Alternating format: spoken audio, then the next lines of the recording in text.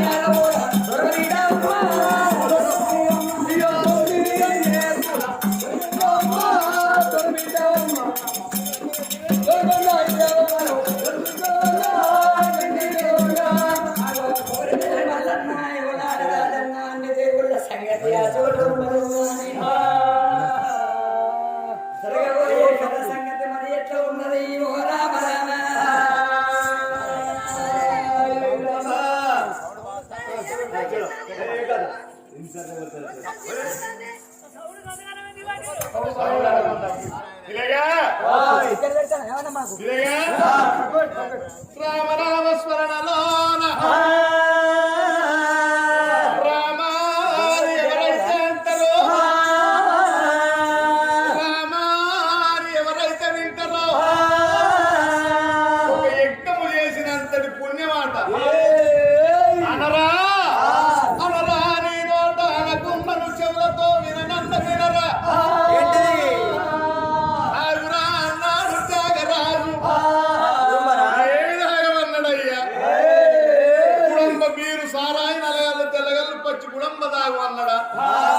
కాదు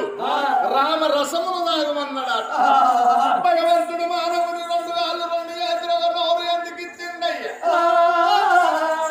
కాళ్ళున్నంత సేపు అంగడి తిరుగుకుంటా చేతులున్నంత సేపు చేసుకున్న దాన్ని కొట్టుకుంటా నోరున్నంత సేపు వచ్చటోని పోయేటోని తిట్టు అన్నాడా కాదు భగవంతుడు మానవునికి రెండు కాళ్ళు రెండు చేతులు నోరు ఎందుకు ఇచ్చిండంటే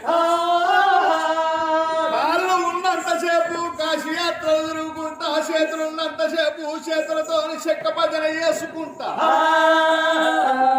నోరు ఉన్నంతసేపు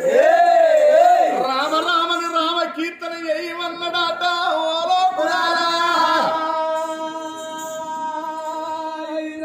మరి ఈ పొద్దు మానవుని 3 వంగళ్ళు 3 గొంగళ్ళు 3 సావర్లు 3 పండుగలు అన్నారు మరి ఏమి పండుగ అయ్యా దసరా దీపావళి సంక్రాంతి కాదు మానవునికి 3 వంగళ్ళు 3 గొంగళ్ళు 3 సావర్లు 3 పండుగలు అంటే మానవునికి పుట్టిన నాడు ఒక పండుగ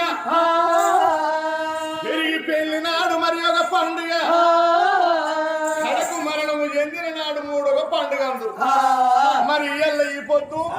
ఆ తల్లి గద్దవ్వకు పవిత్రమైన 3వ పండుగ జరుగుతున్నది కాబట్టి 3వ పండుగ నాడు తిన్న తాగిన పేరు ఫలితం ఉండవు. రామ అంటే రవతడ్డం రాదు, భగవంత అంటే బండడ్డం రాదా, 4 ఏటలు కోసిన విందులు చేసిన తిన్న తాగిన పేరు ఫలితం ఉండవు. రామ కీర్తన చేసిన నాడు భగవంతుడు కొండగట్టు ఆంజనేయుల స్వామి అంతటి ఓడు వచ్చి కాళ్ళకు చేతులకు ఉక్కు బందారు పోసుకొని వింటాడు. ఎందుకు ఇలా రమేష్ బృందం కథ చెప్పుతున్నదనా కాదు. భగవంతుడు రామనామ స్మరణ వినంగా పాపగారి పాదాలు పనులు నేను పరుగులెడతాయి అది కాళ్ళకు చేతులకు ఉక్కు బందారు పోసుకొని వింటాడు. భగవంతుడు ఆంజనేయుల స్వామి వస్తాడు కాబట్టి కొండగట్టు అని వాళ్ళకని నేను వలికినప్పుడు చెయ్యని మీరు అన్నట్టయితే కొండగట్టునున్న ఆంజనేయుల స్వామి ఇక్కడ వెలిసినట్టు కావా మరి అంటారు కదా. మరి కొండగట్టు మరి ఊరు అని వాళ్ళకే మరి మర్చిపేట అని వాళ్ళకే గుండెల తనాలు